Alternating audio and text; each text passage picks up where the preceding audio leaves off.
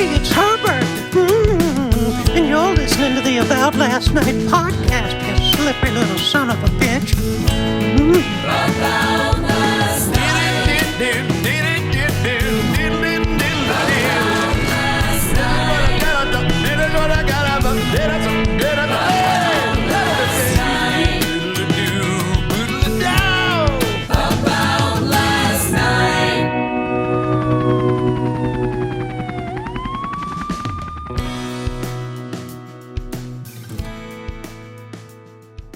How you doing, man?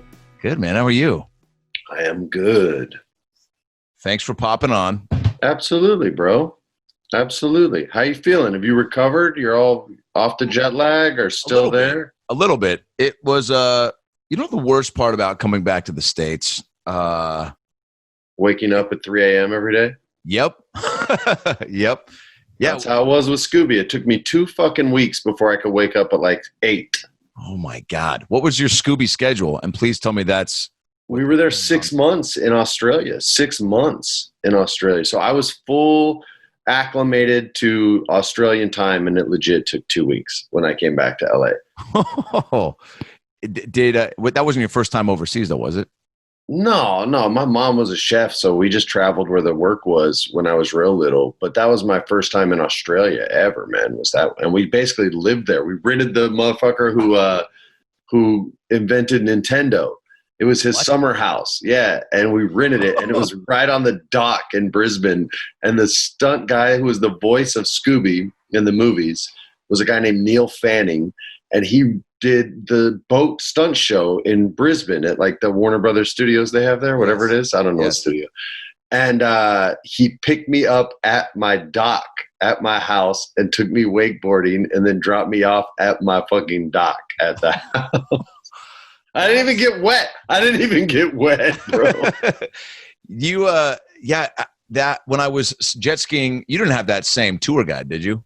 Did you do the jet ski tour? No, I did not do a jet ski tour. But you said that looked exactly like where you guys... It looked exactly like where I was. It looked like that dude's house. How do you forget that house? Please tell me the Nintendo house is just decked out in like you have a guy dressed as Yoshi who greets you. No, there was a Filipino lady. Okay. There was a Filipino lady named Violet. And she made a mean like hot pot beef soup on Sundays for us to eat. Classic Nintendo. That was all the Nintendo we got, man. That classic Filipino girl named Violet from that famous game, Metroid. So how long did you shoot that for? 6 months, man. What the fuck? Yeah, bro. And our director was an editor, so you know he already had this son of a bitch cut in his head, and it still took us 6 months. Yeah, look, you've made more movies than I have, and been the stars of them. Is the norm, 6 months is long, right? Even by 90 standards, yeah? Yeah, bro. But it was all like blue screen, and green screen was like just coming into the picture. Oh, yeah. And there was it took a long time. Now you can do green screen on your fucking phone. I know, dude. I know. Do you think, though, because people say that all the time where they're like, now you can just make movies on your phone. You don't even need, and it is kind of true, right? But I still haven't yet seen like somebody. A good one? Yeah. Because everyone's like, dude, like, have we yet to see someone be like, and nominated for, and they shot this motherfucker on the iPhone 8. Steven Spielberg, people were making stuff, but it's still not.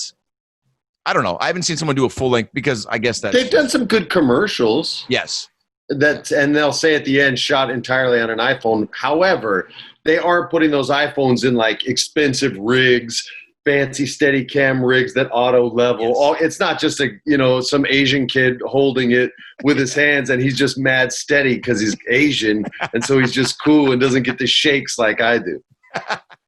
You get camera shakes? Oh, bro, I get all the shakes, man. I used to be my nerves were so steady. Can't sleep. Paranoid. That's right. Did you guys do the full Australian experience? Like, I felt like I got pimped out heavily to the sanctuaries right out of the gate, which was hold the koalas, feed the kangaroos. We don't, careful with the koalas. You're going to get chlamydia. I'm like, hasn't stopped me before. We we did all that stuff too, and we swam with dolphins at the animal show they have there in Brisbane. Yeah, one of them's name was Cyrus, and I don't remember the girl, but yeah, we got to go in the drink with the friggin' dolphins and swim with. Dude, I'm telling you, they took good care of us. They brought tigers on the set, 2 baby tigers on the set one day, just to hang out. Just to hang out. And so I'm petting this baby tiger, and I had these steel tip boots on, and he started gnawing on him. He's only 2 or 3 months old. This is a long time ago. Are you recording, by the way? I don't want to just tell you all my great stories. And then you go, and action. I'm like, that's it. Dude, trust me. I just did some kid's podcast where we talked for 25 minutes, and I was in the zone, dude. I was already a favorite for this kid. He's a young comic, and I was like, and I'm just like, I'm going to bring it. I'm just going to bring it for him. He's like been cool. He's been bugging me for like 2 years. I'm going to do it. Dude, he just goes, all right. Hey, I don't want to get any more. We got to start. I go, what? I go, dude, what? He goes, yeah, man. I go, dude, this is your first lesson, man. And not that I'm on here to teach you lessons, but apparently I am. First of all. He learned that day. Oh, he was like, yeah, I just wanted to like warm up first. I go, dude. Oh, you got to like, he's like, oh, I didn't know. I was like, you just got to hit record. And if they don't want you to record, then you go back and cut it out. But like, yeah, anyway.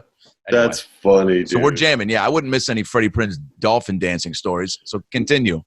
Dude, no, they brought tigers on, and he started gnawing on the steel toe. And at 3 months, I felt a tooth go through the damn steel toe of the boot. And they're like, oh, yeah, his jaw's strong. I was like, yeah, get him off my boot, man. Like, I'm not reaching my hand in a baby tiger's mouth, even if it's cute. But so they got him off, and they took him back to his mama because he started going, Rawr! Like doing his baby roar, which meant he was hungry, and he needed some mama milk. So they took him back to the big girl. Yeah, or some Freddie feet. You know, either way, that tiger was trying to get his meal on. Dude, somewhere Joe Exotic's like, dude, that just means that he loves you. If he's trying to bite your toe off. Yeah, I don't need to give him the first taste of blood. He can get that from something else, man. Are they cute though? Like, do you see? Because there are certain even a koala. I'm like, I would love to have that as a pet. But then the guys are like, nah, they're pretty crazy. They shit, they piss. I was like, every animal in Australia is cute enough to bring home as a pet. But their guides aren't lying. My dad, who for those of you who don't know, he was a comic in the 70s. He bought my mom a monkey on her birthday, and his name was Ori. And when my dad died, she still had the monkey, and the monkey was like not having it. And so he would hide up on furniture, and when my mom would walk by, he would piss on her, or he would shit in his hand and throw it at her. And so she had to give him to the zoo, man. She had to give him to the LA Zoo in like 1977 because he was just a lunatic. Like, you couldn't have a pet monkey. You shouldn't have been, but it was the 70s. But yeah, man, he would just piss on her and shit on her, and she hated him. Dude, now, did she try to for a little bit be like, all right, like this was a gift from your father. Like, there's probably some sentimental attachment. So how much shit can I take to the face before this becomes an issue? No, it was the first time. My mom doesn't play, man. This is when she took me to Europe for almost a year around the 6th grade. And we're running through this train station late for a train. It's our fault. And this French lady bonks into my mom, which is just a bad move. And my cousin was with us, my cousin Chris. He has asthma. And so this lady runs into my mom, and she says something in French. I don't speak it. My mom did, and she wasn't having it. And my mom just hits her with her right hand. Bam! And the lady literally goes up and down. And Chris has an asthma attack and starts shaking his inhaler. And she goes, use your inhaler. Let's go. And just grabs us both, and we run for the train, make it on the train, and get out. Like, she does not play. Dude. Until when I went back to the States, my teacher didn't like the fact that my mom would just kind of take me wherever, right? And my mom always, she said, what was it? Don't let school get in the way of a good education. So she would take me all over the place to learn things. And she brought me back, and I had this teacher named Nancy Butts, and she hated me. Okay. And she was a mean lady. Her last name's Butts. So she's already going in with a glass half full, you know, like she's basically giving kids just darts on the first day. And she hated kids. I mean, because we knew her name, you know. But if you're going to be a teacher, don't have that name. Just change it to Smith, right? Yeah. So, or be Miss B and never or Miss B. Yeah. Name out. Yeah. Yeah. Just BEE, right? And then, hey, Buzz, and you can take that kind of heat. Take that. That's fun. So I'm in the classroom next door to Mrs. Butts's classroom for study hall, right? and there's only 3 of us in this class. And one kid shares the wall with her classroom, and his name was Nathaniel Gentry, and he was a little shit. And he was knocking on the wall, and some other kid was knocking back. And so they were doing this like, and then he'd go 4 times, 4 back. And all of a sudden, I hear a slam, and Miss Butts storms into the study hall and makes a beeline right for me and grabs my desk and legit curses, goes, "Why are you such a fucking idiot?" And and I'm 12, but instead of freaking out and getting scared, I know my mother, okay? And I literally look at this woman. I swear to God, I went like this. I went, okay. Because I didn't do anything. She grabs me, pulls me up, sends me to the principal's office, and says, "He was knocking on the wall, blah, blah, blah, blah, blah." Storms out. They call my mom. I've already told the principal, and he believes me because I was a good kid, man. Yeah. I say, also, she came in real hot probably and was like, she was pissed. And she hated it. And she had issues with me. She didn't like my mom. She didn't like me. Like, she had issues. So was the principal like, "What's the problem, Mrs. Butts?" And she's like, "It's Mrs. B." No, she did not. She didn't get that hot with him. Okay, good. Okay, she was hot with me. So I tell him the truth, and he believes me. I explain where Nathaniel's sitting. He brings Nathaniel in. Nathaniel gets there right before my mom gets there. He tells the truth because I would have whipped his ass if he didn't. And I think a year later we actually did fight. I did whip his ass. Of course. My mom shows up, and she goes off. The principal's apologizing right away. My mom has the shortest temper ever, and she just goes off screaming, yelling, "F this school and F you and F her, blah, blah, blah," and goes off, "Come on, Freddie." And she took me to Uncle Cliff's. This is the amusement park in Albuquerque, New Mexico, because she knew I didn't do anything wrong. So she took me to ride roller coasters. Next day. Great mom move. I'm in class, first period, English. Miss Butts, she's sitting there at her desk. We're all quiet reading. All of a sudden, the door flies open. Whoosh. And in walks my mom, mink coat, hair done, 80s sunglasses, and a lit cigarette in her mouth. Walks straight up to Miss Butts' desk and says, "Get your fucking ass out of that chair or I will drag it." She stands up. Now she gets, not in my mom's face, but she's standing up. Now my mom does to her what she did to me and puts hands on her and pulls her out of the classroom, slams the door, and reads her the riot act loud enough that we can all hear it. And now instead of being like, "Yeah," I'm like this, "Oh, God." Yeah. Dude, I love that. Because my mom didn't play, dude. Dude, because, well, first of all, that's gangster. And looking back, and all the kids were probably like, "That's fucking dope." But when you're in the kid going through it, it doesn't matter if your mom's coming in to kick your teacher's ass, which is the ideal move, or just to come in and bring you like, a clean pair of underwear that you forgot because she knew you were going to fall in the mud or shit yourself. Mom showing up like is just a parent during the school day is just like an embarrassing move. There's nobody there, but there's somebody there. And I see ya. Hey guys, comedian Adam Ray here. Thanks for listening to the About Last Night podcast. I hope you're enjoying the episode, and I hope you're doing okay. It's a crazy, crazy time right now. And if you're a little uneasy, I get that. And I've also got the answer. Koi CBD. Say it with me. Koi CBD. Feels good. And it does feel good because I use all their products. I've been fucking with the fellas at Koi CBD since my circumcision. And I'll tell you this much. They're the best in the game, okay? Gummies, bath bombs, tinctures, joints, creams, oils. They got stuff for pets. Koi CBD has been giving the people what they need to feel better, to mellow out, to go to sleep right, to take away the aches and pains with the creams and oils. The bath bombs make bathing just the best thing ever. You get a little radiation high from the balms. I don't know what's in it, but fucking goodness and just all sorts of...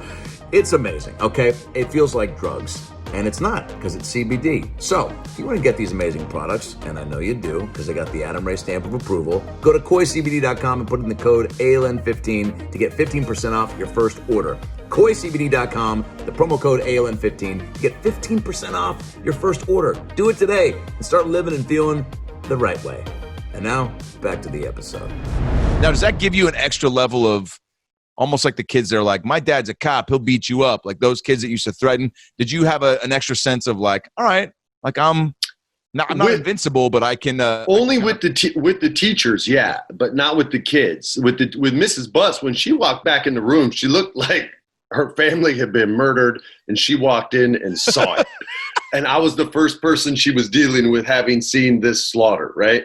And so she comes back in. She apologized to me. She apologized to the class. She sat down, and about 10 minutes later, the bell rang, and we all went out, and every kid was like, dude, your mom's so sick, bro. She's so sick. Like, That's awesome. Yeah, dude. You know, and then with Miss Butts, it was a wrap. She never gave me a hard time ever again, man. My mom didn't like bullies, and neither did I. So. You get other teachers coming up to you, being like, "Hey, can your mom come to third period tomorrow? Because I've been getting into it with the nurse, and she's a real bitch. And if your mom could just, I don't know, just a couple, maybe just even a thrust, you know." She would, man. When she was a kid, my mom was a beautiful white girl, and she grew up going to school on a reservation, and so all the Native American girls were like, "Bitch, you're getting beat up." So she had to learn how to fight real young, and she had to get tough real quick, man. They beat her down when she was like 9 and cut off all her hair. Like, she had to walk home.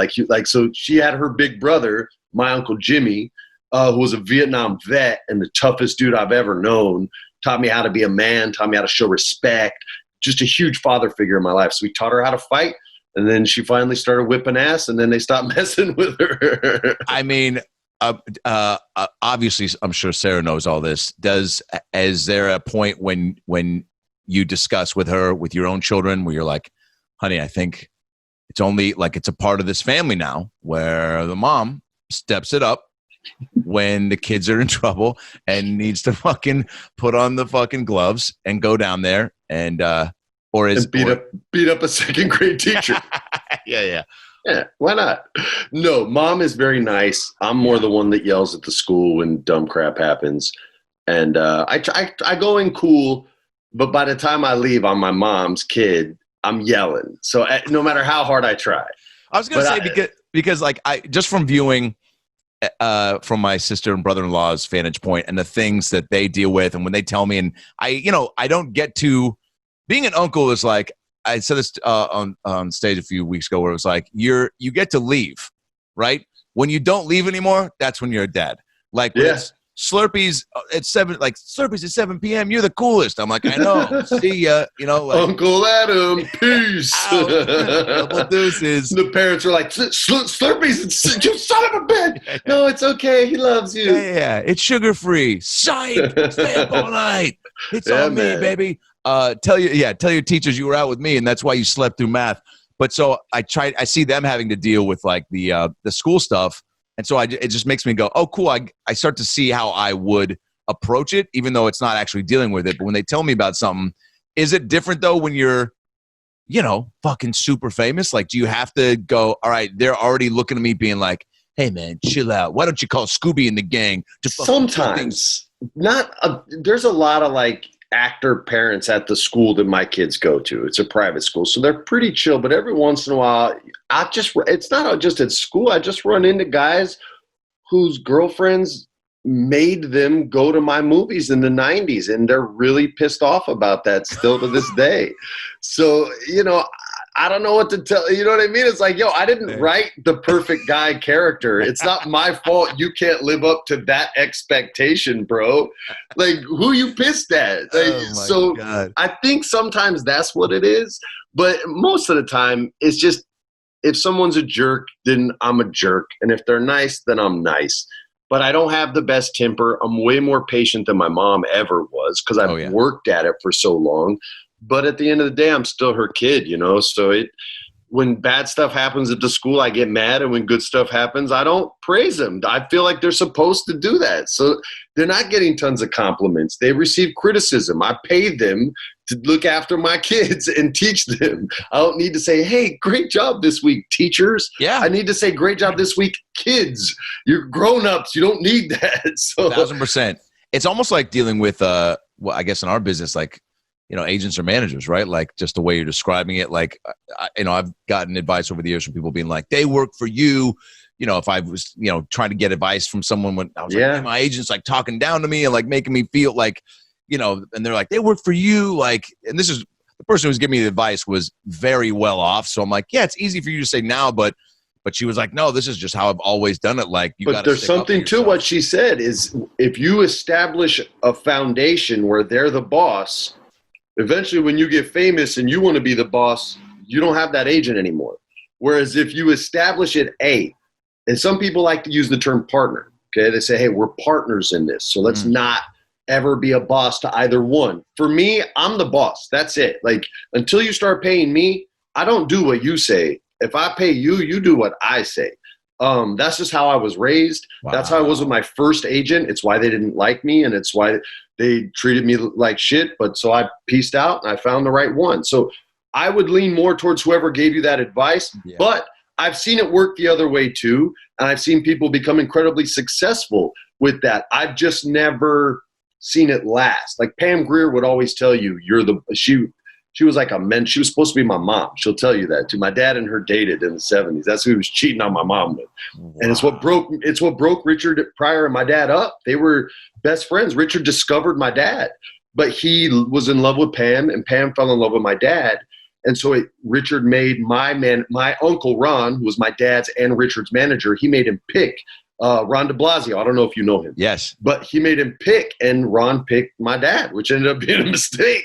But he picked my pops, and Richard and my dad never got back together. But Pam would always tell me, and you could read this in her biography that she wrote, you are the boss. Like, you are the boss of your lawyer. You are the boss of your manager. You're the boss of your agent. And if you don't behave as – and being a boss doesn't mean being a jerk. Yes. But if you don't behave as such, then you are being taken advantage of, and you're not a good boss. Now, that's an old school way to look at it, and the business has changed a ton. But it's still a way that I believe works because it still works for me. But I'm not a jerk to my manager or agents, why I have the same ones for so long. But – so from the get-go, man, you just put the foot down and just kind of. I had a manager insist that I go on this audition. I was like, I don't like it. And he goes, you have to go on it. I go, you don't have to be my manager, brother. And this was on before cell phones. This was on a payphone. I was like, and if you want, we can have the conversation face to face. And he was like, no, if you don't want to go, you don't go. I was like, that's fucking right. Like, I've had a boss. I get paid at the end of the week when I have a boss. So I know what that relationship feels like. This dude wasn't giving me no checks. I'm giving him checks. He ain't telling me shit. He can advise me. He can be Robert Duvall in The Godfather. But if Michael doesn't want to do what Robert says, then Robert shuts the fuck up. Dude, that's man, that is invaluable awareness, by the way, because But it doesn't always work, because there's a lot 100%. Of agents who only go in as the boss. So that person would never be someone that would sign you if that was your MO. And so you just lucked out. You think that you found a guy that was or a team that was able to like be on the same page with that, right? No, it took time. Time. I went through a handful of managers before I found my guy David, and he and I we're more like partners than anything. He didn't have to sign me. He's got clients way bigger than me that make him way more money than they don't get none of my WWE money. You know what I mean? Like, I didn't when I signed there, they gave me my salary in stock. Okay. So I didn't sell any of it till this year. So they don't get none of that though. So it's not like I'm making them a ton of money. He's got better clients than me. I promise you that. So we just have a good relationship. He respects me. I respect him. He brings me projects. If I dig him, I say, hey, let's try to get this. And if I don't, I say no. And he's never pushed me either way. Never. Has he been pushing you for a cooking show? Because, dude, your gram is. He tried once, man. Food is just, it's like, it's as close to food porn. Like you've. Oh, you're nice, man. Yeah, man. Like you have, almost 500,000 views on a video of your, I think it was pork tacos. Yeah, or fried chicken, something like that. Man. Sarah said that one time. She goes, you had 500,000 views on some fried chicken. I was like, yes. Dude, by the way, that's the shit that's so crazy about, like, fame and also people just loving. When they love you, dude. And it's like, but also I'm looking at it being like, I watched the full 9 seconds of the fried chicken and pork tacos sizzle. And guess what? When it ended, I went, aw. I do that too. I check like a lot of like Japanese sushi deep dives on Instagram. Yeah. And you see all these like crazy creative things, and you'll watch like a steak sizzle over charcoal, and then it's over and it goes to like, and you're like, no, the steak. Go back. Yeah. I can watch that for 6 minutes. Yeah. I remember Katy Perry once tweeted like, hey, or good morning. And it had like 90,000 retweets and 120,000 likes. And I was like, I could like, that's all it takes for her to just get people to, that's how much people just are invested in her day to day. I was like, I could tweet like, hey, chilling with Jesus Christ at IHOP. He told me where the Malaysian plane's at, and I'd lose followers. You know what I'm saying? Yeah. Yeah. Yeah. But that's why you can't take social media seriously, and you got to kind of play with it and tease it. Yeah. Because you could literally say, hey, guys, you don't have to give any more money to cancer research. I have the cure. And you'd have like 7 retweets, 4 likes, and some comments of people going, fake news. And that'd be it. Yeah. But if you're super famous and you're like, you know, hey, electricity, hooray. All of a sudden everybody's like, yeah, oh, fucking Edison, Tesla. By the whoa. way, judging by that voice, I think that was Tony Danza. I mean, like, hey, electricity. Hey, Crazy, yo, huh? Kieran Culkin does the meanest, it's actually mean-spirited too, but the meanest Tony Danza impression ever. He does Tony Danza from when he had the Tony Danza talk show. And Wait a second. Dude, it's a different Danza. Dude, well, first of all, that's the reboot, not the cop show he tried to do on Netflix. A different Danza. I'm telling you, a different Danza is the show that needs to be made. That's the name of the show. Yes, dude, a different Danza. And it's the Danza you did not see in daytime or prime time. This is late night Danza, baby. He's fucking wearing white beaters out, strolling the streets. Casey Jones spaghetti sauce on the side. Casey Jones style with a bat in Central Park. With a hockey stick, yes. A hockey stick, that's right. But no, dude, the talk show, I want to hear this story because, dude, I was my senior year of college at SC. We would watch, my roommates and I, we were all in acting class together, and we get back from our fucking long days of class. You had class 9 to 6 and shows, rehearsals from 6 to 10. We get back, even on a Friday night. One of our roommates dealt pot, so we just had fucking a plethora around, and we just get baked, and we would watch from 1 to 2 a.m. the Tony Danza show in syndication on ABC. Yeah.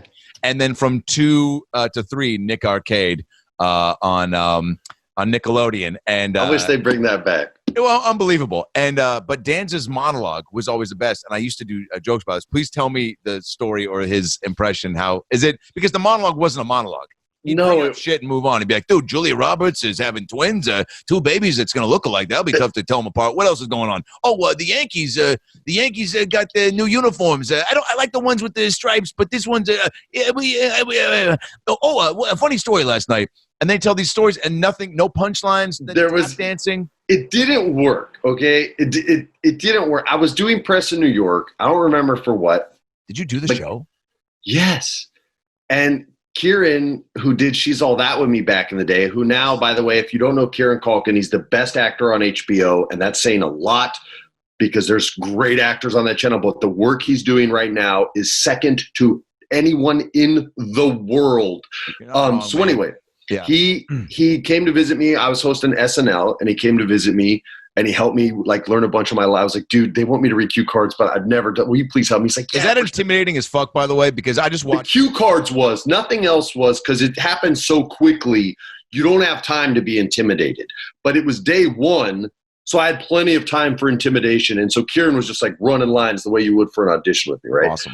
So when I finished that, I had to do more press out there. I think I had like a Letterman, and I had some smaller ones, and I had the Tony Danza show. But real quick, are you fired up for this? Did you enjoy press days like that? Is it like... I hate press. I'm an introvert. I hate doing press. I have to practice everything over and over and over. Yeah. And fortunately, like the producers on those shows, when they're asking for your stories, really allow you, if you say, hey, I really try to stay locked into this, and I don't like jumping off. And then some guys just jump off and you get lucky. Like with Letterman, I was always lucky because he sets you up for you to get a joke. Whereas Jay will set himself up for the joke. So that was kind of like the difference in doing their two shows, right? Well, yeah, well, it's my show. So I mean, here's the thing: I'm gonna be like, "Hey, Freddie, knock knock." Yo, that motherfucker taught my dad how to drive. They were roommates. What? Yeah, he was his roommate. The night my dad like killed himself, basically, Jay was looking for him, trying to get him to come back and stay with him that night. Yeah, like that's how incestuous my life with stand-up comedians is, bro. Because of my old man. So anyway, Tony Danza. So I go to do the show, and Kieran comes with me, and we go and I do the show, and we're making sauce, right? And he's like, "Oh, you don't know how to make sauce. Let me show you how to make sauce." And he's like showing me how to make sauce, right? So I'm like, "Yeah, I don't know. Go ahead, make the sauce." So we make the sauce, and we come back, and Kieran is in full Danza mode. And as soon as I open the door, he's like, "Hey, welcome to your dressing room." And I'm like, what's he doing? He goes, "So on today's show, I'm having Freddie Prinze." And he does this like maybe 90 seconds of Tony. And at the end of it, he goes, "Please watch my show." Okay, so anyway, the Yankees were up 6-3, but they ended up losing to the Cardinals. If you don't start watching, we're not going to get to make any more. And he keeps going and going for like 15 minutes, dude. And me, it was a publicist, a makeup artist, and someone else, and everybody's just dead on the floor. And he did like 10 minutes of Danza. But as Kieran Culkin, it was free. And every like 30 seconds, it was, "Please watch my show. I saw the ratings." Like he just kept doing all this shit, man. It was awful. Oh, dude. Yeah, I remember one time I saw him out. Steve Whitmire, who took over for Jim Henson, was doing Kermit the Frog for a while, and he had him on the show, and he outed like Steve Whitmire. He's like, "Hey, later we'll meet the guy that's underneath that's moving Kermit, making him work." And then he just kind of pauses, and you kind of just feel this, like he just basically just pulled the curtain back and was like, Santa's a guy named Ted, right? Like it was, you can't do that with puppeteers or wrestlers. You never want to do that. Don't break the fourth wall. He doesn't know though. He's just kind of like, but he gave him, "Please watch my show." It's a different energy. And then he had Kelsey Grammer on once, and he was like, "Kelsey and I will come back. We're gonna play a game called Improvise What, where I'm gonna say something, then it's gonna make Kelsey say something, and then we're just gonna kind of go back and forth. What do you think, Kelsey?" And dude, in the most real moment on the show, Kelsey Grammer just goes, "I don't know, Tony." And then Tony just goes, "Me neither. We'll be right back." He just rolls with the punch though. Like it's this. He's a boxer. It was really awkward. He was really nice and a sweetheart to me. Yes. But he's an actor. It would be like if I had a talk show. It would just, they go, "Oh man, Freddie's a nice guy. He's got good stories." But what the hell was that? Like, he didn't ask the guy a question. But see, and you but you in the same vein, like when you're that likable, dude, people just want to watch you do stuff. And that's why he made like 150 episodes of that damn show. Dude, so I went out there, my buddy wrote the music, this guy Jason Robert Brown, for Honeymoon in Vegas that he did on Broadway. So he hooked me up. I got to interview him for the podcast, and at the end of it, interviewed him as him, which I'll send you the little clip to that because I had my buddy animate it. And I went. I love when you guys do that. You animated Tony Danza interviewing Tony Danza. Yes. Yeah. So like it starts off as me being like, "Tony, can I interview you as you?" I do. That was one of my first impressions. I go, "Sure." So then it like kind of like a little, thing, just more with animation. And so I went to the show, and I go backstage, and he comes after the show, and he just goes, "How'd we do?" And I go, "We were great." He goes, "The reviews are in, baby."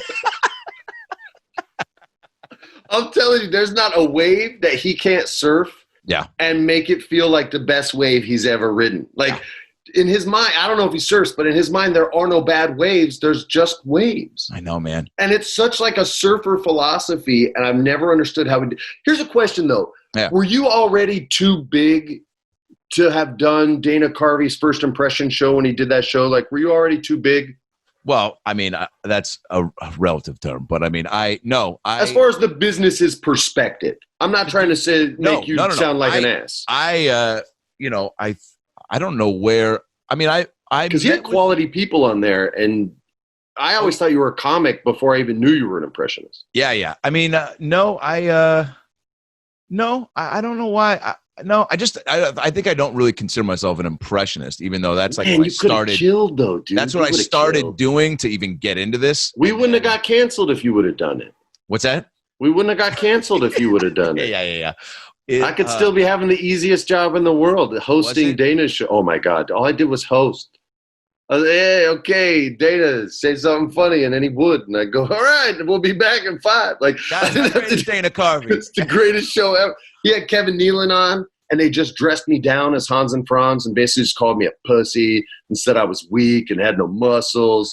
And I asked him to spell muscle, thinking I was slick, and he just goes muscle, and just burned me again. It was the greatest job ever, dude. Nobody else gets to just get shit talked up by Hans and Franz. He's a fucking legend, man. Have you? Did you guys get to chum it up a good amount? Yeah, man. Yeah. Comics are always good to me because of my pops, man. I used to be in that club when I was 12 years old at the Improv. My dad opened that club. He was the first comic. He gave Bud startup money to open that one. My mom still gets a $1,000 royalty check from the Improv to this day. I was there when I was 12. I used to go in and I would bring a spiral notebook. And this was kind of a way for me to connect to my dad, right? And Bud would always let me go and let me sit in the back, and he'd have to clear out the bathroom anytime I'd go because there'd be like actors, musicians, and comics doing blow on the counter. And he'd go, little Freddie has to pee, guys, clean up. And he'd throw the comic out, and he'd treat the actors with so much respect, man. He'd be like 2 famous actors and 1 like mid-level comic, and the mid-level comic we'll call John.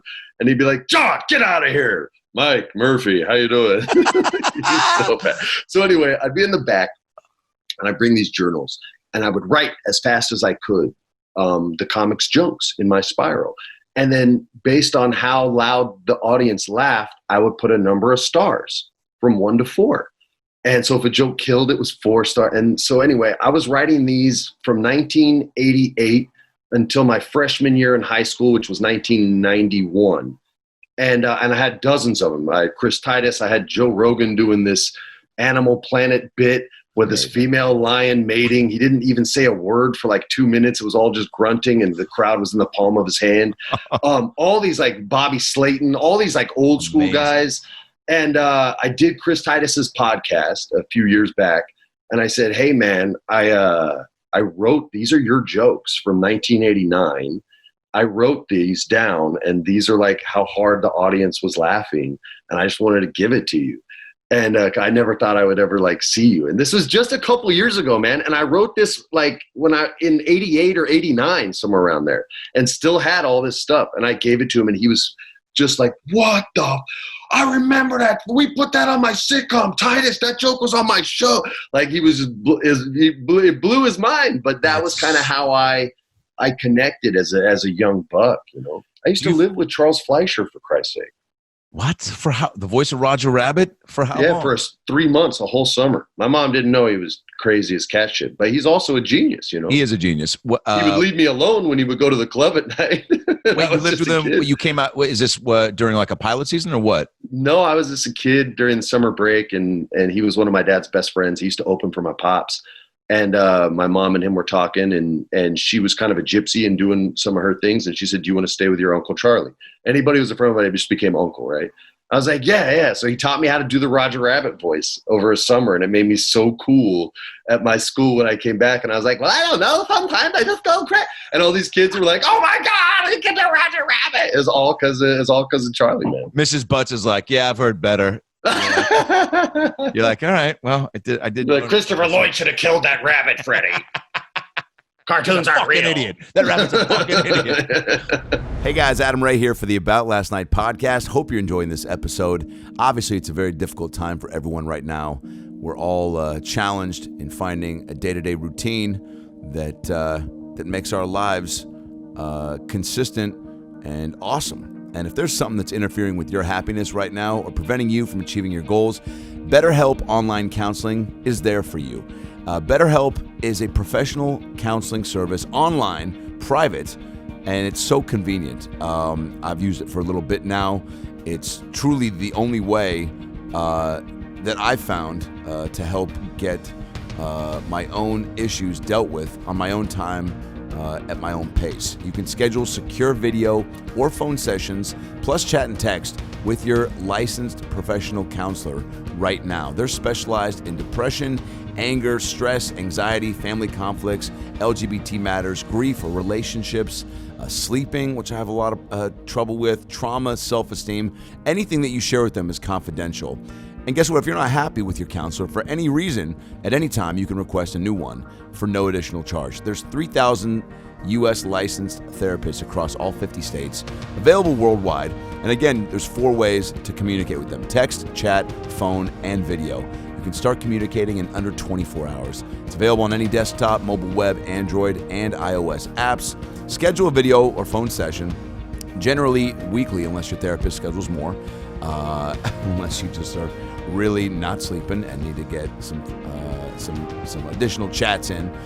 There's broad expertise in the network, which may not be locally available in many areas. Financial aid is available for those who qualify. It's secure, it's convenient, it's professional, and above all, it's affordable. All right, it's truly the most affordable option I've found. So right now, all ALN listeners are going to get 10% off your first month with a discount code AboutLastNight. So why not get started today and start making some changes for the better in your life? You deserve it. So go to BetterHelp.com/AboutLastNight. Simply fill out a questionnaire to help them assess your needs and get matched with a counselor that you'll love. That's BetterHelp.com/AboutLastNight. BetterHelp.com/AboutLastNight and get 10% off your first month with promo code AboutLastNight. And now back to the episode.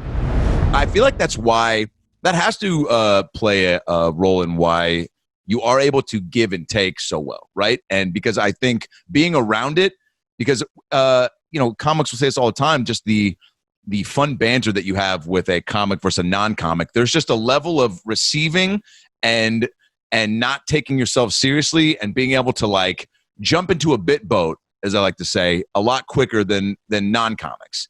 But Go ahead.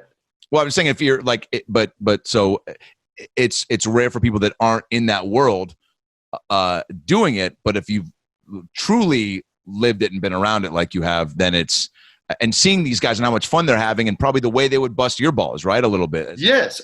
So I didn't used to need the connection to comics that I do now because the world wasn't so sensitive, right? Like you were allowed to talk trash back and forth without taking it so personally. Yeah. Nowadays, especially, I've really tried to solidify my relationships with comics because I need that. I like when people talk a little trash. Those are always my favorite pro wrestlers, my favorite athletes. I like when my friends are like, "Oh yeah, nice job, dick face." Like that makes me laugh, even if I'm the one they're calling a dick face. Yeah. If I messed up, it's funny to me. So nowadays, more than ever, I really try to keep those relationships solid.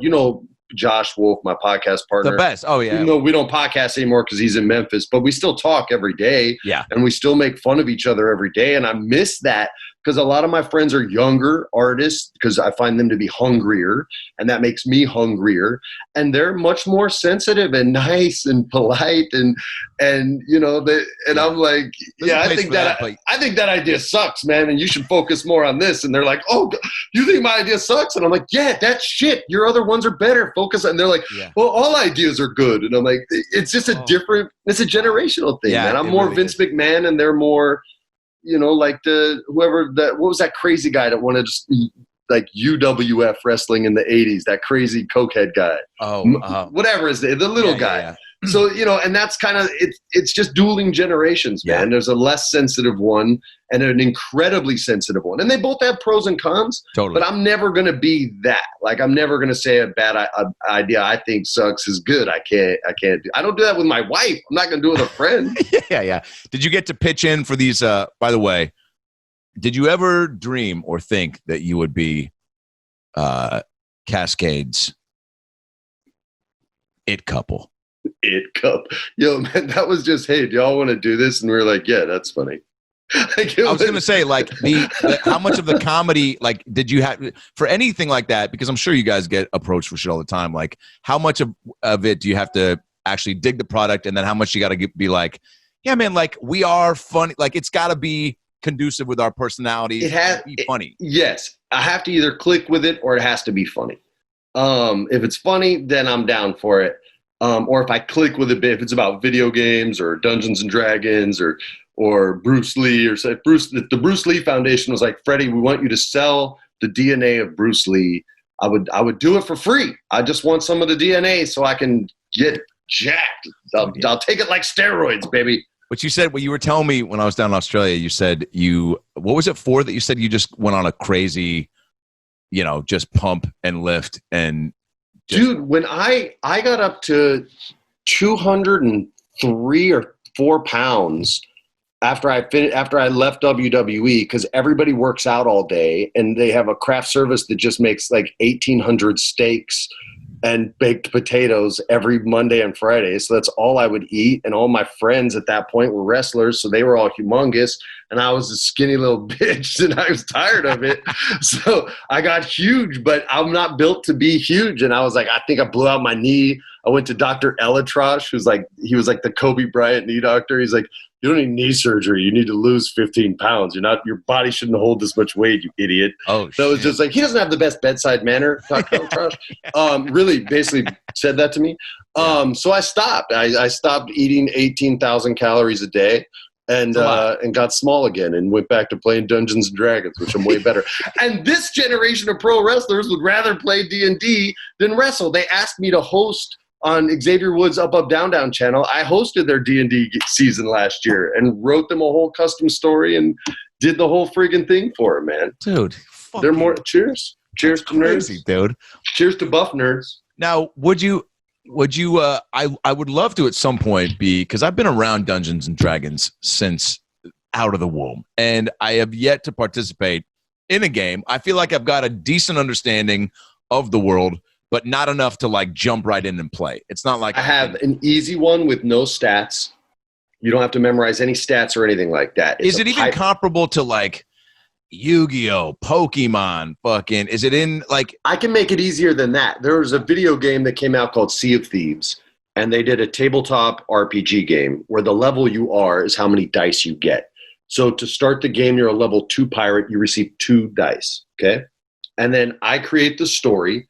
And whenever something happens, I say, hey, 4 skeletons spawned, and they're going to kill you unless you roll 2 victories in 4 rounds. And on your dice, you'll have victory labels, failure labels, neutral labels. Every victory you get goes towards the goal. Every failure you get, I get to add a difficulty to the situation. I've done tons of private games. We can do a private one if you don't want to live stream it. I'm going to start a live stream one as soon as we finish shooting Punky Brewster, which we finish next week. Oh, yeah. And I'm going back to my live stream. So you can join one of those. I bring rookies in all the time. Okay. It's a rotating cast, so you don't have to come every week. You can just come once. You can come every week, every other week, whenever you want. Did you sound like Arnold? Bro, I'm telling you, I've had Macaulay Culkin, Seth Green. I've had a bunch of pro wrestlers do it where I was just trying to figure out the game, right? How I like to DM it. And I've run so many practice games now that we just ended up doing real private ones where we weren't even live streaming. And Mac saves the day in every one because he's the only guy that thinks outside the box. And he also knows how I think because I've known him for so long. Is he good? He's really good. And he saves their ass every game. Every game he's saved because they'll screw up and they'll not roll well. And he's like, Freddie, can I do this? And I'm like, you could do anything. It's just about the roll. There are no bad choices. There's just choices. The roll decides whether you can do it or not. But the things he comes up with are usually outside the box and smart. And so the roll's not as hard and he'll succeed and save everyone again. And then they all get gold. And then when you get 5 gold, you get an extra dice. You level up basically every time you make 5 gold. So eventually you can roll 5 dice. All right, I think that's this level and speed I need to start. It's easy, and then you can become, a dwarven ex-wrestler who only wrestled monsters but has been captured by a queen and cursed to only speak orcish. Well, that's what I want. That's what I want. We'll bring you in slow, bro. We'll bring you in slow. We just shot one that I'm editing right now that I'll only put on my channel if I can't sell it, but I'm actually going to try and sell it as a proof of concept. We did like a cyberpunk story, and it's very futuristic. I built this table. I think I've even showed you a picture of it. It cost me $10,000 to get this thing made. Worth it, and it has like all these mechanics and crazy shit. And we're editing it right now. So when it's all put together, I'll show you a little bit. It was like the little Beetlejuice world, man. It was like it did look. Yes, it was like a futuristic Beetlejuice table. Yeah, a Beetlejuice role-playing game would be so much fun. Yep. And you replicate that table and one player's Beetlejuice and everyone else are the regular like residents. And so it's a one versus whatever. Yeah. That would be sick. Oh yeah, dude. See, it's in your blood, bro. Is Twitch, are you obsessed? Is it just I don't do Twitch. Ours is Geghead, facebook.com/Geghead. Okay. And our numbers went up huge once we made the move over there and we do Catan, we do live stream Catans, video game stuff. We'll start doing that pirate one pretty soon. I already got the backgrounds built up and the layout and all that stuff because I can't do it, so I'd have somebody help me. That's fucking, yeah. I mean, that's one of those things too during this pandemic that I was like, all right, I made a list of things that I wanted to accomplish or that's an easy one. We're already more. Dude, okay, cool. Hold on, check this out. Watch this.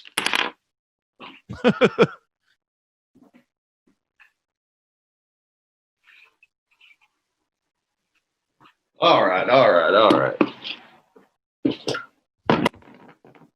So I'm gonna have one camera on me, and then all you guys are gonna be in like little windows below the main screen, and the main screen's the table. Yeah. And that's gonna be like where our maps are, where all the minis are. That's gonna be where your ship sails through. Look at this gorgeous ship. Da-da. This ship, I call her the Dead Sexy. That's gonna go through, but you might be in the ocean, you might have succeeded, you might think everything's cool, and then all of a sudden, the Kraken spawns, and all these tentacles start to come up, and there's 8 of them. I only can hold 3 at once.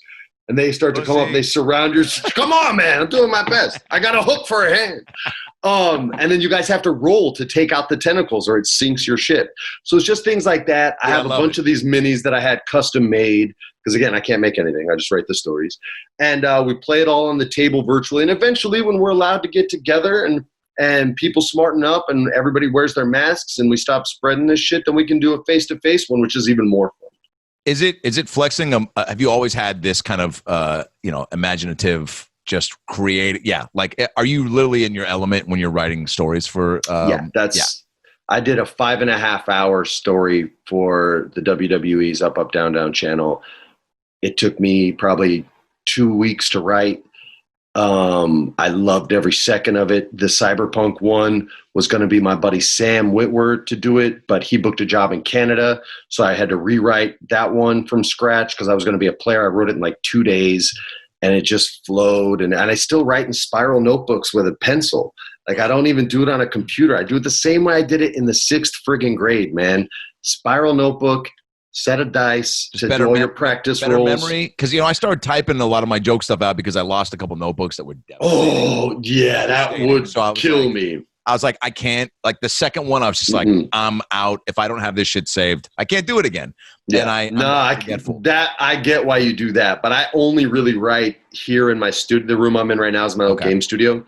So I really only write in here. I have like 10 little spiral notebooks right over there. They all have ones that I've either done already or ones that I'm getting ready to do. We're going to do a Karate Kid one the year before Johnny wins the title. And we're just calling it All Valley. Yeah. And it's going to be 4 players. And I haven't even cast it yet. So maybe you want to do that one. Dude, and you're rolling dice to get your first kickoff and all that. It's for points. And it'll be a story version of the game the first night. And then the next day is the actual tournament itself. That's and then you guys will be fighting me, the non-player characters, the NPCs. And if you guys are winning your fights, eventually you'll fight each other. NPCs. Can we say that in 2020? Yeah, non-player character. Yeah, I'm joking. They like that. That's what they want to be called. Is there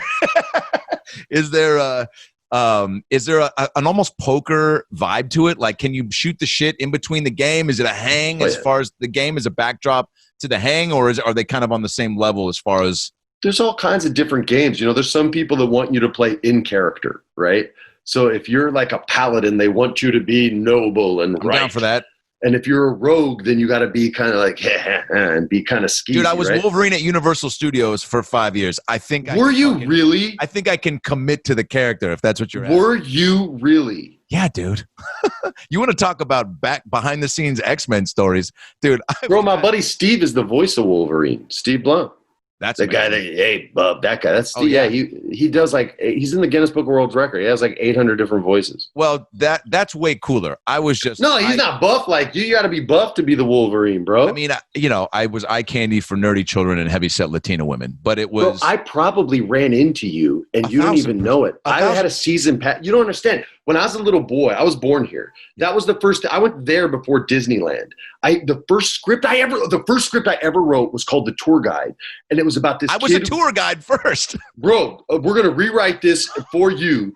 It was this kid who grew up and he idolized his father. His father was a mechanic, and he took him to Universal Studios as a little boy, and all he ever wanted to be was a tour guide. Yes. And now all he gets to do is maintenance because he just didn't have the personality. The kid is a little off, and he's a little bit crazy. And he builds his own tram car, but it's souped up. And he drives it onto the lot because he's going to give the greatest tour alive. And when he gets there, he hitches up, and he gets discovered while the people are getting on the car. And now it's a race for him to give the greatest tour before he gets caught and arrested and get away. And that was the very first script I ever wrote. It's called The Tour Guide. It's because I love Universal Studios. Dude, come on, man. Yeah, dude. I mean, that's some of the shit I've scrolled through on Netflix. I mean, come on, man. That's also a great, it's got a little Pee-wee's Big Adventure in it because you're getting a lot of, like, if you have a chunk of the movie living on the back lot like that, there's just a lot of fun stuff you can. Oh yeah, dude! I was 17 when I wrote the idea. I was literally 17 years old. Yeah, that was my first gig there, and then it wasn't paying enough because I was just doing it in the summers, and so I was like, I need to make more money. Somebody was like, the face characters make $23 an hour, and I was like, excuse me, and so I put it in the fucking. Do you show a little face with Wolverine? Oh no, you show the whole face. Watch this. Dude, you show the whole face. There's no mask for Wolverine. It's the whole. Whoa, dude. So that wasn't us. That's the Disney World Wolverine. I was full face. Oh, you had to do full face? Full face. That's sick, by the way. But that pretty was sick, right? Yeah, that's incredible. Where'd you get that? Did you steal that from the guy at Disney World? Custom made, baby. I just pay a lot of money. Did your mom knock out the fucking Wolverine and you took the mask? Yeah. Give my son that mask. She beat Hugh Jackman's ass. She wanted Russell Crowe to get the part back in the 90s. She's never got over it. Okay. So, that's incredible. Yeah, dude, I probably ran into you. Dude, I went out of my way to break the fourth wall with Greg Maddux, the Cy Young Award pitcher. Hell yeah. I mean, he didn't give my Dodgers any good years, but he's still all right. For sure, dude. I think he was done at that point. John Stamos had a nice moment with him where I screamed at him and told him to slow down. It's not a race. And he just looks at me and goes, nice. Basically being like half and half of like, I get it, actor guy. You're trying to have a moment with Stamos, but also being like, he had a little smirk of also like, like you're doing your thing, whatever. Yeah. But, and then Dave Matthews, the night after saw him at the Hollywood Bowl, was there with his family.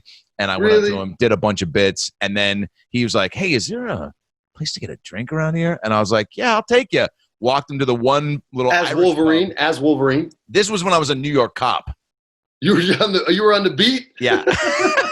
Dude, that was the last job I had. And I honestly, the best gig because I wasn't from anything. I used to have this joke where kids would go, hey, well, what are you from? And I was like, oh, I'm from a little film called I Got a Theater Degree, and this is where it fucking got me, And because it was just a 1940s cop. You're like, you're not from anything. So you're just literally wandering the streets. I used to make fun of all the actors from my generation that would spend all that money on college. I would give them so much heat. I'd be like, hey, man, how much that cost your parents? They'd be, shut up, bro. Just because your dad was here. I go, yeah, I didn't have to go to college. Yeah. Dude, I mean, it was so Dave Matthews, I take him to the bar, and then I break the fourth wall, and I go, bro, I was at the show last night. I go, I just got to say, you guys were fucking on fire. And he goes, huh? He goes, breaking the fourth wall. He goes, can you do that? I go, hey, man, this job ain't going to fucking be, this is a means to an end. You're like, I'm New York's finest. I'm not even from a real movie, man. If I was Wolverine, like, this wouldn't be happening. So we go into the pub. I take him in there. We're talking about the show. Talking about you walked in with him as the cop? Yeah. Walking, and we're joking around. And then I just go, he goes, this is weird. He goes, but do you want something? And I go, dude, I would give nothing more than to like have a fucking beer with you right now in costume. And it is worth it.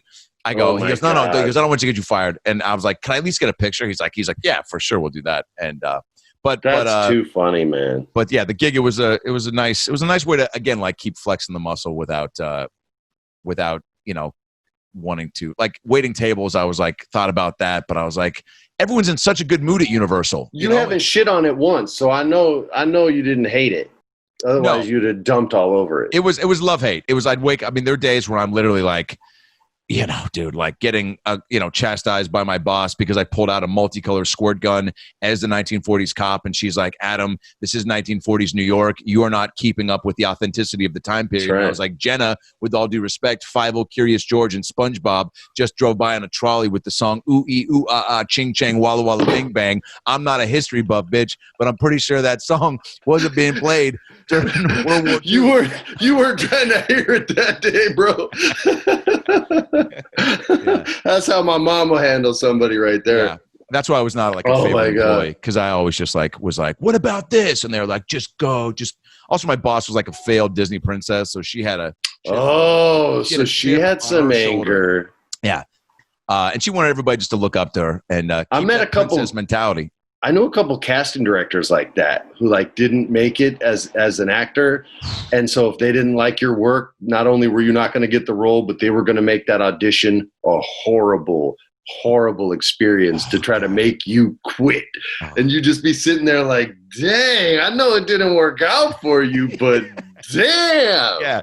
Take the foot off the gas. All right. I want to wrap this up, Freddie, with we've got some specific fun, original games co-created by my boy Gage, who's going to jump in here on the Zoom and pull up some images, some questions, and just kind of spice this episode up a little bit. Let's do it. Although all I want to do is Kelsey Grammer you and go, I don't know. Yeah, me neither, Kelsey. We'll be right back. By the way, Steve Whitmire is the voice of Kermit, and all right. So, and wrestling's not real. Please watch my show. Yeah, please, God, please watch this show. We don't know how much longer we got. There's only so many exercise bikes I can plug on this thing. All right, first game up. Gage, hit it. All right, so Freddie, obviously the Scooby-Doo franchise, beloved, adored, a ton of cash. It didn't make in the hundreds of millions, right? Yeah, the first one made $750 million. And the second one made like $500 million. God damn, dude. Yeah, man.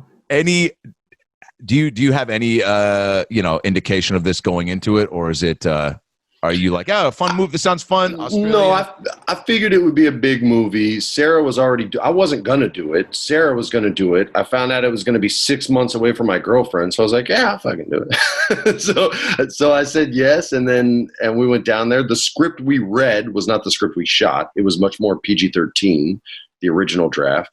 And I think, I don't want to speak for the rest of the cast, but I know Sarah and I'm comfortable speaking for Sarah. We weren't thrilled with the new draft. Neither was the writer, James Gunn. He said that publicly, so I don't mind speaking for him. Cool. But I don't know about Linda and Matthew. So that part was a little weird, but you're there. You just make the best of it. It's still your job to commit no matter what, unless you want to drop out the film. And I wasn't going to do that.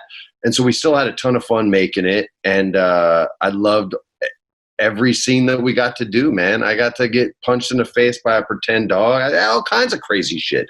So it was so fun. It just, originally, I think all of us were in our early 20s and we wanted something a little edgier. Yep. Yep. All right. Well, but they were right, by the way. They were right. Yeah. Well, I mean, it just appealed to more kids because of that, right? Exactly. And they were correct. We were wrong.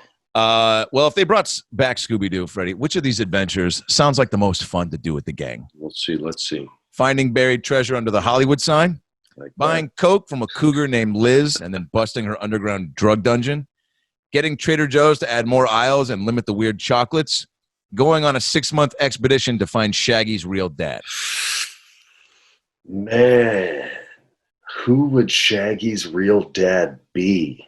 I mean, that's the most fun answer because, man, it's got to be that, right? Because the first thing you want is Matthew McConaughey, but then you're like, maybe it shouldn't be him because that's the first thing. You know what I mean? But dude, I don't want to overthink it. Because you know what though? That's like a Tom Cruise Tropic Thunder and McConaughey Tropic Thunder type thing where you get McConaughey to do, or a Bill Murray in Zombieland where it's just, it's the cameo of all cameos. And it's,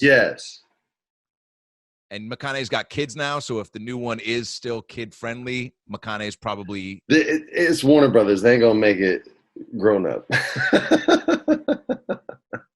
dude. All right. That's why their superhero movies don't get the love that the Marvel ones do. Dude, right? And they have the better roster. They could be making monster villain movies, speaking of Scooby Monsters, every week. You could do Solomon Grundy as Friday the 13th, just a modern day Friday the 13th with Solomon Grundy, born on a month. That whole storyline, it's the exact same. He's a serial killer, kills everything. You can make it for $20 million. It would make $500 million. And all of a sudden you're creating a villain so that now when a hero comes up and needs somebody to fight, they actually fucking mean something instead of just giving them the 20-minute rollout that they give him in every other fucking DC movie. Excuse me. I really like DC heroes, and this stuff, it's frustrating. Yeah, you're not wrong. All right. Well, McConaughey, I think that's a good one. So Shaggy's dad is D all day. D all day. Great. That is finding correct. treasure under the Hollywood sign more for me in like real life. I just would like. Yeah.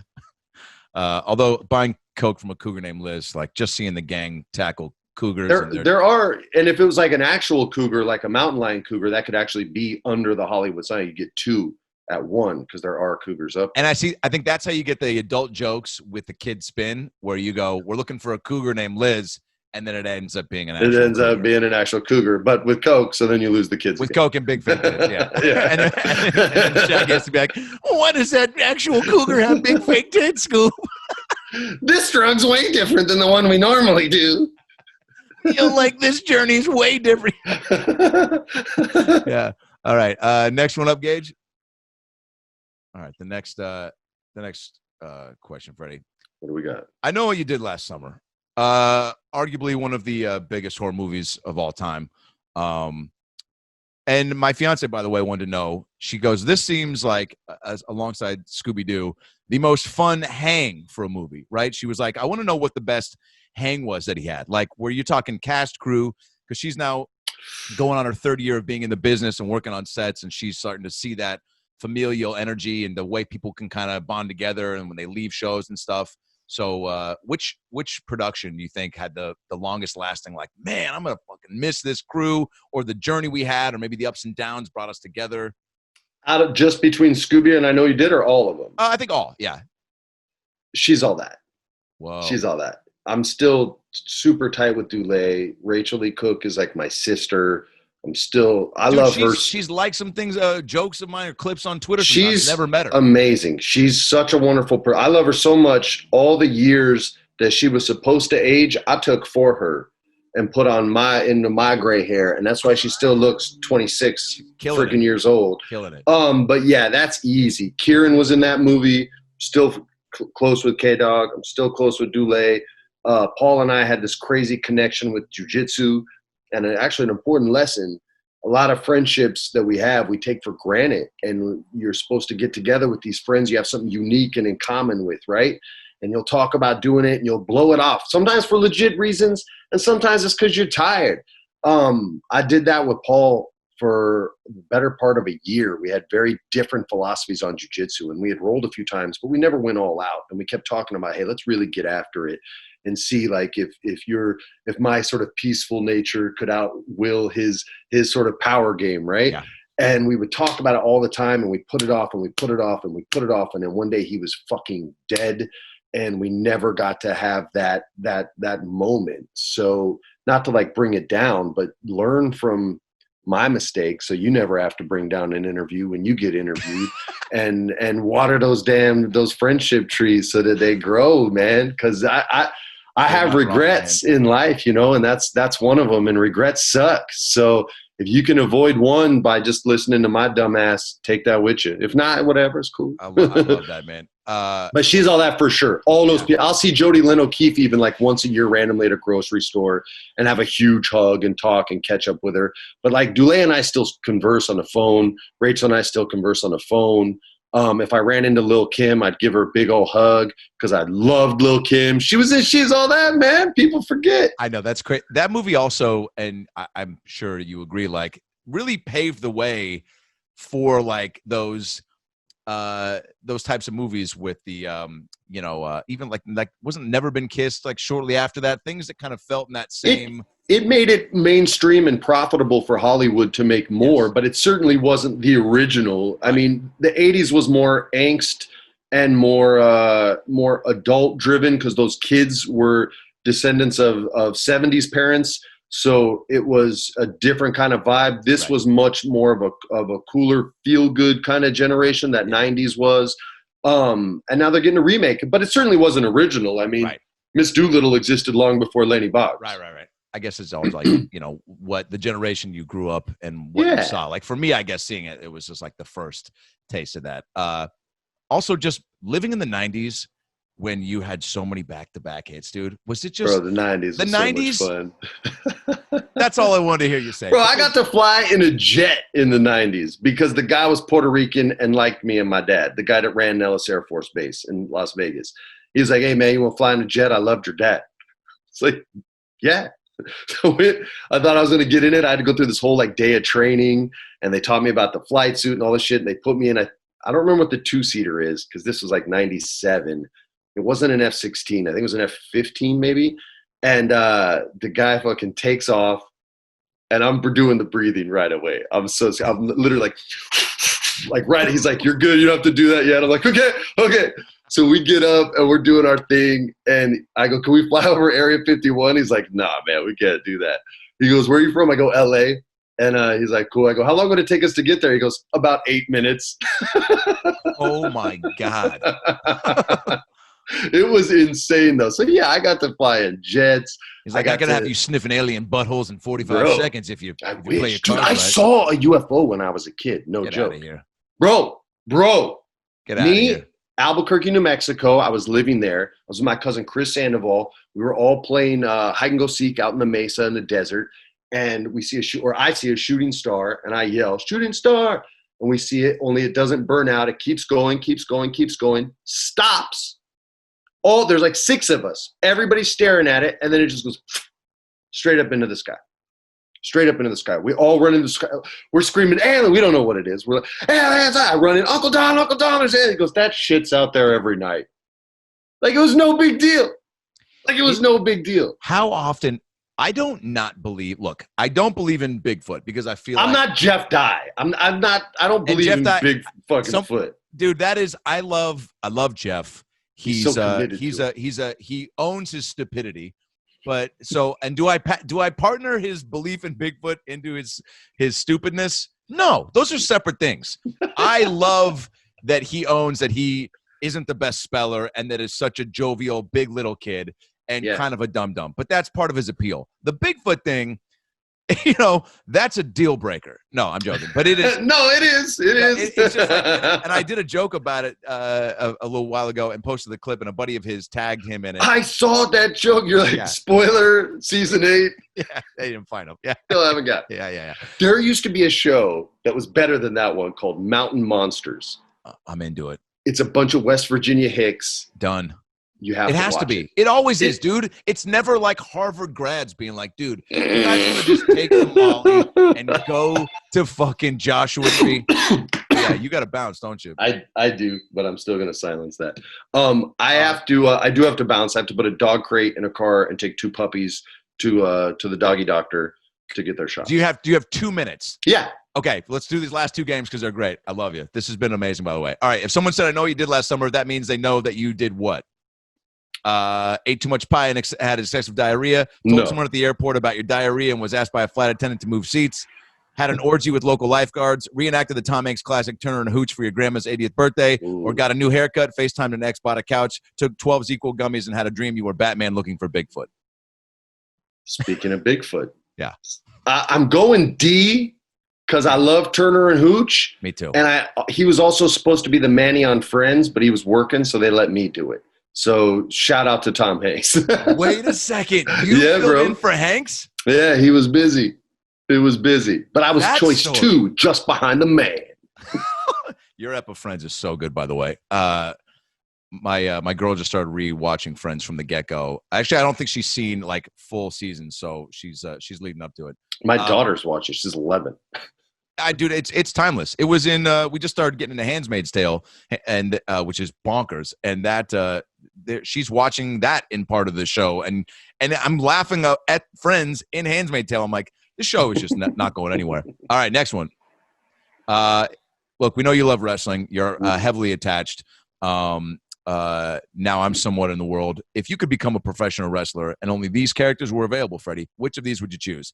Danny Dildo, Raymond the Masked Milkman, Barry Backfat, Vending Machine, oh God, or Jack the Mean Cock? Okay, I know you want me to go Jack the Mean Cock. All right. Hey, dude, it's your world. Now, if I got to pick my own, I would be a luchador, so I would have to go with Barry Backfat. However, there's a local wrestling show, indie show here in LA called Wrestling Pro Wrestling that does comedy, costume-centric wrestling, where they literally have a guy named Chow Mein Charlie, who's a giant box of takeout Chinese food, wrestling like barbecue pork, who's just a spare rib, and they wrestle. And they can't do any moves, obviously, because their arms barely fit out of this giant box, but it's hysterical. So I'm going with the vending machine guy, even though the screen's gone. I don't remember his name, because then I could be the Wrestling Pro Wrestling champion, take down Chow Mein Charlie, and dominate WPW. What? Wow, dude. Well, do you have a catchphrase if you were a vending machine? Yeah, it would be, keep the change. Say it just like that, too. Dude, that is unbelievable. What is okay, last one, Freddie. This is the last one. Great answer. You're a big gamer. If these were actual games, I want to know from which of these games what you have to do to beat these games. First one up. Fish Fuck 2000. Okay. Now you see the size of that mouth. Okay, sorry, go ahead. Oh, wait. Oh yeah, gauge one at a time. All right, so here we go. So Fish Fuck 2000. Okay, not only do you have to catch the fish, but the size of that mouth is the exact size necessary to be fucked. The correct answer. Next one. Alien Cock Block. All right, this is a more serious one because you and the alien are actually friends, or so you think. This game is more like Leisure Suit Larry from back in the 80s, and every time you're about to seal the deal, the alien comes in, and instead of cock blocking, just bites the head off the person you're trying to fuck. I played that game. Next one, Double Bubble Butt. Okay, this is a big shout out to Kojima, Hideki Kojima. In the last Metal Gear, for whatever reason, in the opening segment, he put you in a hospital gown and you just had to stare at Solid Snake's sweet ass for the first 10 minutes of the game for no reason whatsoever. So apparently he's back. He made up with whatever company that was that made the game, and he's not only going to give you one naked ass, but two. So I'm going to take a pass. And the last one. Hitler Schmittler. Okay.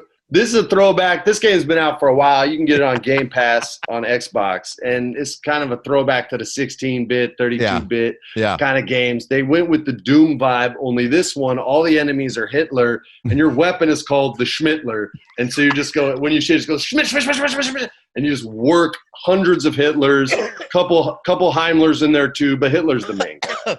Oh, you gave me that good, deep Josh Wolf fucking smoky laugh. Oh, man. That's the rare one. That's a rare one, dude. Those answers were amazing. Freddie, you're a fucking gangster, dude. I love you, man. Bro. This was so fun, dude. Let's talk wrestling when we're not on the iPod. Yes, the next 2 days, hit me up. Let's catch up. Let's do this for real, and I got stories for you. You got it, bro. I'm gonna go take some puppies. All right, Peace, love you, man. See you, buddy.